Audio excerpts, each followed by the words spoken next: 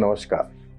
जय जगन्नाथ। आज मैं आपको कुछ जगन्नाथ जी के बारे में कुछ फैक्ट बताना चाह रहा हूँ कि जगन्नाथ जी सर्वपूज्य। उड़ीसा में तो हर घर में एक परिवार की सदस्य की तरह जगन्नाथ जी विराजमान है और हर व्यक्ति की घर से कोई भी फंक्शन हो, कैसे भी हो, तो पहला इनविटेशन जो है जगन्नाथ जी के पास ही जाता है।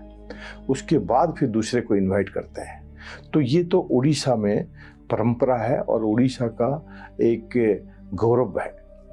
और जगन्नाथ जी के बारे में अगर हम बोलें तो पूरा सालों साल लग जाएगा कि इनकी जो वृत्तांत बताने के लिए, और हम कोशिश कर रहे हैं और मैं भी कोशिश करूंगा कि जगन्नाथ जी के बारे में आपको ज़्यादा से ज़्यादा चीज़ें आपके सामने, आपके समक्ष लाता रहूं।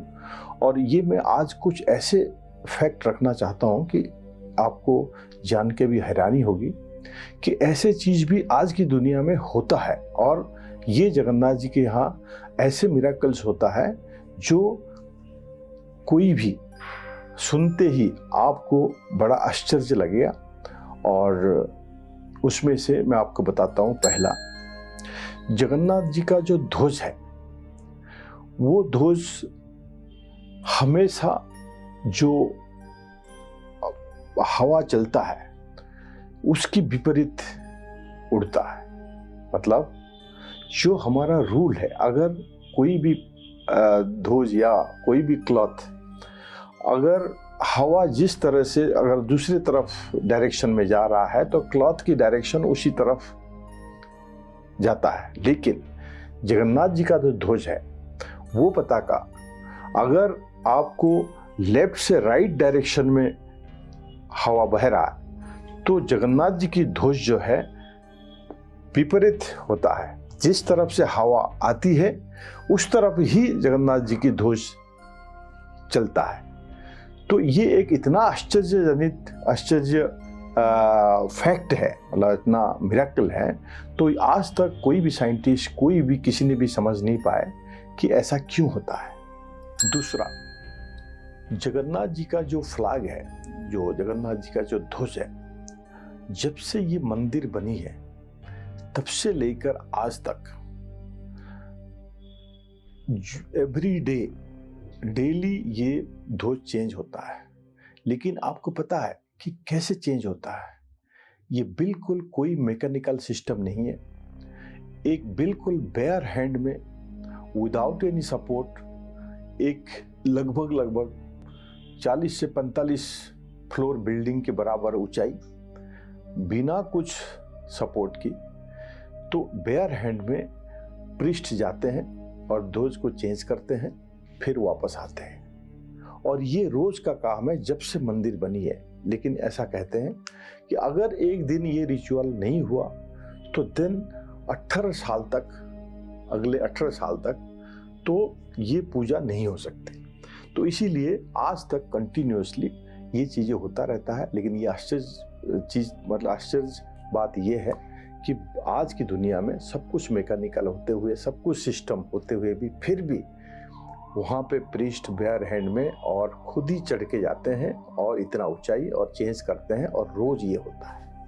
तीसरा सरप्राइज, जगन्नाथ जी की टेम्पल, अगर आप कहीं भी खड़े रहे और धूप में आप खड़े रहे तो आपका शैडो जो है, जैसे सूरज की स्थिति रहेगी तो आपका शैडो उसी हिसाब से बनेगा। लेकिन इतना विशालकाय मंदिर, इतना ऊंचा मंदिर, जब सूर्य किरण उसके ऊपर जाता है या मतलब सूर्य किरण पड़ती है, पूरे मंदिर का किसी भी डायरेक्शन में आपको उसका शैडो नहीं मिलेगा। आज तक किसी को ये नहीं समझ आया कैसे आर्किटेक्चरल डिजाइन है या क्या है इसके अंदर, जो मंदिर की शैडो आज तक किसी ने नोटिस नहीं कर पाया, क्योंकि मंदिर का शैडो होता ही नहीं है।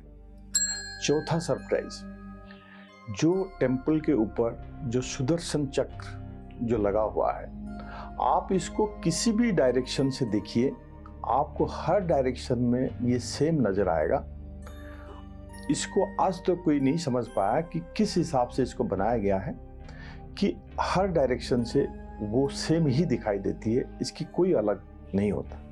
पांचवा सरप्राइज, आप देखते हैं, आप घर में बैठते हैं या आप कहीं भी होते हैं तो आपके ऊपर बर्ड्स जो है कहीं भी चले जाएं, कैसे भी चले जाएं, आपको कहीं ऐसे जगह नहीं मिलेगा कि आपको बर्ड्स नहीं मिलेंगे।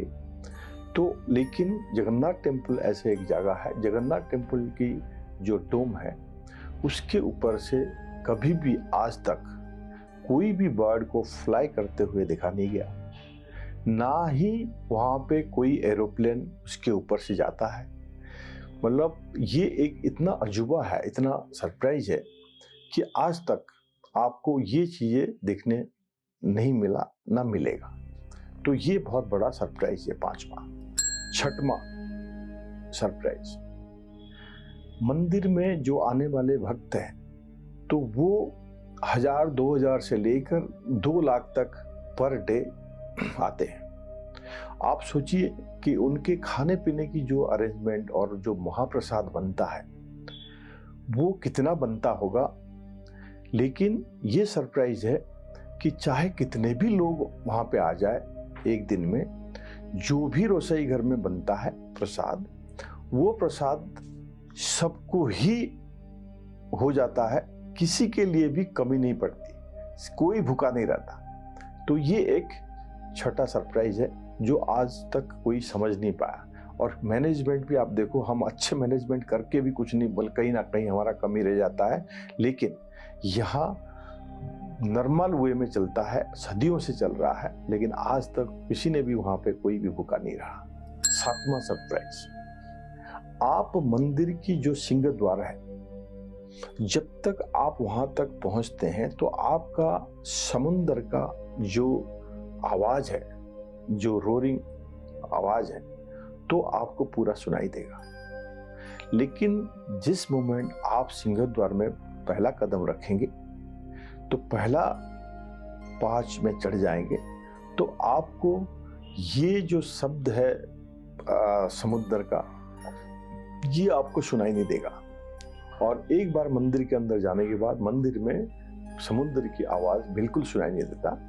आठवां सरप्राइज, तो आपने देखा होगा कोई भी समुद्र के तट पे आप चले जाइए तो नॉर्मली जो समुद्र का ब्रिज है, जो आपका जो ज्वार है, तो वो दिन के टाइम समुद्र के अंदर से लैंड की तरफ आता है और शाम के टाइम लैंड से समुद्र की तरफ जाता है। लेकिन पूरी में ये बिल्कुल उल्टा है। आप ये पूरा रिवर्स है। पूरी में दिन के टाइम जो समुद्र का लहर जो है वो लैंड की तरफ से समुद्र की तरफ जाता है एंड शाम को समुद्र से लैंड की तरफ आता है। और ये क्यों होता है ये किसी को आज तक पता नहीं लगा। नौवां जो सरप्राइज है, तो ये वहां पे कुकिंग मेथड है, जो प्रसाद बनता है तो वहां पे एक पॉट के ऊपर दूसरा पॉट, तो ऐसे 7 पॉट का एक के ऊपर एक रखते हैं। उसके बाद लकड़ी जला के, तो फायरवुड जला के इसका रसोई होता है। लेकिन ताजुब की बात यह है कि सबसे पहले ऊपर वाला जो पॉट है उसका खाना बनता है और आखिरी में सबसे नीचे वाला बनता है। इसकी साइंस क्या है, इसकी विज्ञान क्या है, और ये सब जगन्नाथ जी का महिमा है, तो ये समझना बड़ा मुश्किल है। 10वां सरप्राइज जो है, से इंसान का जन्म और मृत्यु होता है। ऐसे ही जगन्नाथ जी एक जीता जागता भगवान है। उनके भी दिल है और दिल धड़कता भी है। और हर 14 से 18 साल के अंदर, तो इसको हम बोलते हैं नव कलेवर। तो उसमें क्या होता है कि तीनों जो हमारे भगवान हैं, जगन्नाथ, बलभद्र, सुभद्रा, इन तीनों एक नीम की लकड़ी में तो नया बनते हैं और इनका जो अंदर का दिल है वो निकाल के उसमें रखा जाता है। तो फिर इसको नवकलेवर बोलते हैं और इनका पुराना जो है शरीर वो त्याग करते हैं, नए शरीर में इनका प्रवेश होता है। जिस दिन ये होता है पूरे शहर में कोई भी लाइट नहीं जलता। तो ये एक 10वां सरप्राइज है।